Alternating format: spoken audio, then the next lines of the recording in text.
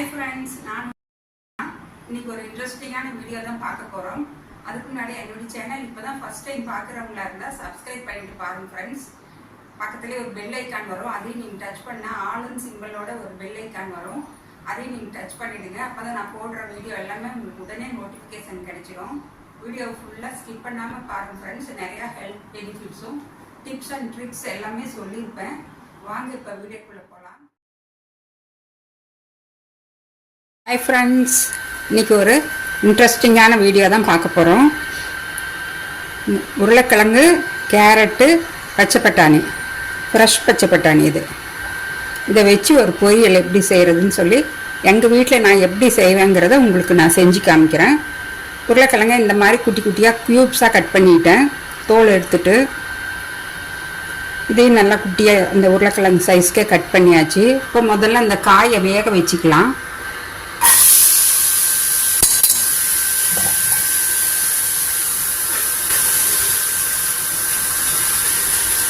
இதுக்கு தேவையான அளவு உப்பு போட்டுக்கலாம்.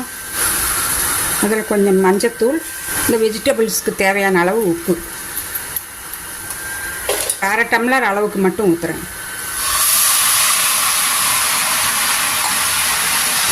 இது நல்லா கலந்து விட்டு குக்கர் மூடியை போட்டு மூடி ஒரு விசில் அல்லது 2 விசில் கொடுத்துக்கலாம்.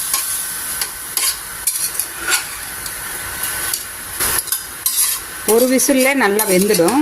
ஒரு விசில் கொடுத்து ஒரு 5 நிமிஷம் லோ ஃப்ளேமில் சிம்மில் வச்சுருந்து அப்புறம் ஆஃப் பண்ணிவிட்டு ஸ்டீம் எல்லாம் ரிலீஸ் ஆன அப்புறம் ஓப்பன் பண்ணி பார்க்கலாம். அப்போ நல்லா வெந்திருக்கும். அப்புறம் எப்படி தாளிக்க போகிறேங்கிறது உங்களுக்கு ஷேர் பண்ணிக்கிறேன் உங்களோட.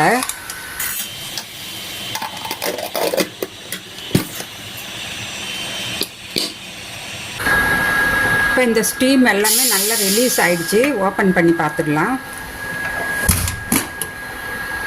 நல்லாவே வெந்திருக்கும். உருளைக்கிழங்கு, கேரட், இந்த பச்சை பட்டாணி எல்லாமே நல்லா வெந்திருக்கு.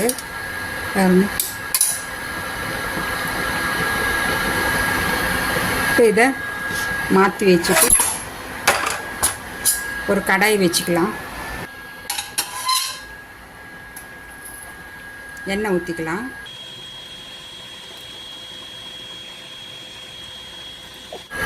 எண்ணெய் சூடாயிடுச்சு. கொஞ்சமாக கடுகு நல்லா வெடிக்கட்டும்.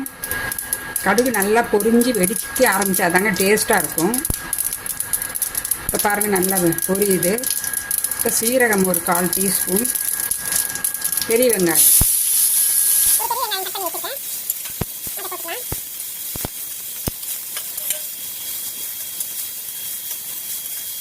இந்த வெங்காயம் கொஞ்சம் வதங்கட்டும், கண்ணாடி பதம் வரட்டும். வெங்காயம் கொஞ்சம் சீக்கிரமாக வதங்கிறது கொஞ்சமாக ஒரு பிஞ்ச் உப்பு. ஆல்ரெடி நான் காயிலேயே உப்பு போட்டிருக்கேன், அதனால் உப்பு பார்த்து தான் போடணும், அளவாக போடுங்க. பாருங்க, வெங்காயம் இந்த அளவு வதங்கினா போதும். இப்போ இதில் நான் வீட்டில் அரைச்ச சாம்பார் பொடி ஆல்ரெடி வீடியோ போட்டிருக்கேன். ரிலேட்டட் வீடியோவில் உங்களுக்கு பின் பண்ணி வைக்கிறேன். வேணுங்கிறவங்க அதில் பார்த்து தெரிஞ்சுக்கலாம். பார்க்காதவங்க சாம்பார் பொடி ஒரு 2 டீஸ்பூன் போட்டு இந்த மாதிரி ஆயிலே நல்லா வதக்கிக்கலாம். கருகக்கூடாதுங்க, லோ ஃப்ளேமில் வச்சு பார்த்து செய்யுங்க. இல்லை வெஜிடபிள்ஸ் எல்லாம் போட்டுக்கேன்.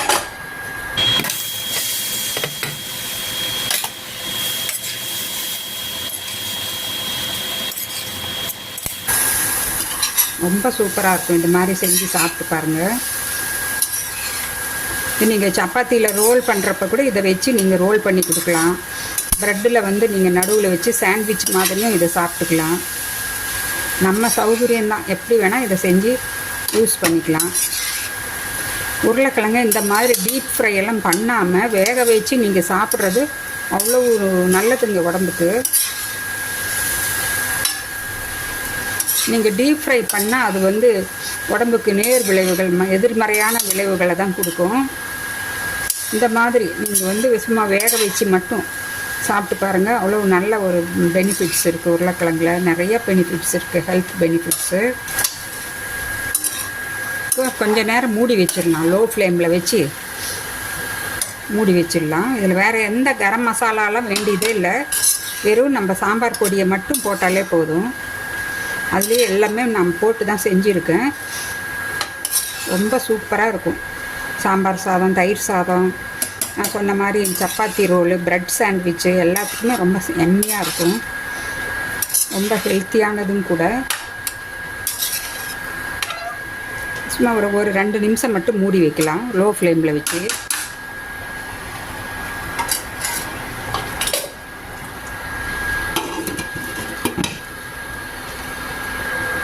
இப்போ ஓப்பன் பண்ணி பார்த்துடலாம். நல்லா அந்த சாம்பார் பொடி, நாங்கள் போட்ட சாம்பார் பொடி எல்லாமே உள்ளே இழுத்து விட்ருக்கோம். கிழங்கு, உருளைக்கிழங்கு இது மாதிரி தான் சாப்பிடணுங்க. நம்ம oil fry, deep fry, chips அது மாதிரிலாம் அடிக்கடி இது மாதிரி சாப்பிட்டோம்னா ரொம்ப கேடு தரும் விளைவுகள் தான் வரும். இதில் நிறையா ஹெல்த் பெனிஃபிட்ஸ் இருக்குது. ஹார்ட்டுக்கு ரொம்ப நல்லதுங்க. வயிற்று புண், குடல் புண்ணு, அப்புறம் இரைப்பையில் புண்ணு இருக்கிறவங்களுக்கு, அவங்களுக்கெல்லாம் இது மாதிரி நம்ம சாப்பிட்டுட்டு வந்திங்கன்னா ரொம்ப நல்ல பலன்கள் எதிர்பார்க்கலாம். ஆனால் டீப் ஃப்ரை பண்ணக்கூடாது. சுகருக்கும் நல்லா, சுகர்காரங்களும் சாப்பிட்லாம். இந்த மாதிரி சமைச்சி சாப்பிட்லாம். ஆயிலில் போட்டு பொரித்து எண்ணெய் நிறையா ஊற்றி டீப் ஃப்ரை அது மாதிரியெல்லாம் செஞ்சு சாப்பிட்டா அது நேர் விளைவுகள் தான். இந்த மாதிரி சும்மா வேக வச்சு நீங்கள் இது மாதிரி பொரியல், சாம்பாரில் போட்டு அது மாதிரியெல்லாம் சாப்பிட்டிங்கன்னா ரொம்ப ரொம்ப நல்லது. சர்க்கரை வியாதிக்காரங்களும் சாப்பிட்லாம். ஹார்ட்டுக்கு ரொம்ப ரொம்ப நல்ல ஒரு பலன்களை கொடுக்கும்.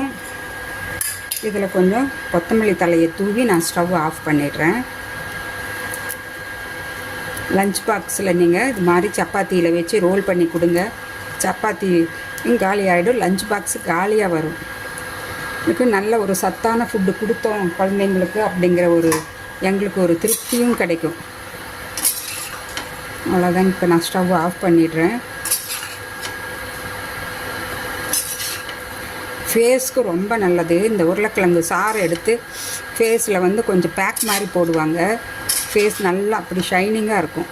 பியூட்டி இதுக்கும் உருளைக்கிழங்கு ரொம்ப யூஸ் பண்ணுவாங்க. இந்த கரும்புள்ளிங்களெல்லாம் போய் ஃபேஸ் நல்லா அப்படி பளிச்சுன்னு இருக்கும். அவ்வளோதாங்க. இப்போ நான் ஸ்டவ் ஆஃப் பண்ணிடுறேன். எம்மியான உருளைக்கிழங்கு ஃப்ரை ரெடி ஆகிடுச்சு. நீங்களே இது மாதிரி ஒரு தடவை செஞ்சு சாப்பிட்டு பாருங்கள். உங்கள் ஃபீட்பேக்கை கமெண்ட் பாக்ஸில் போடுங்க ஃப்ரெண்ட்ஸ். நான் மறுபடியும் அடுத்த ஒரு இன்ட்ரெஸ்டிங்கான வீடியோவில் உங்களை சந்திக்கிறேன். பாய்.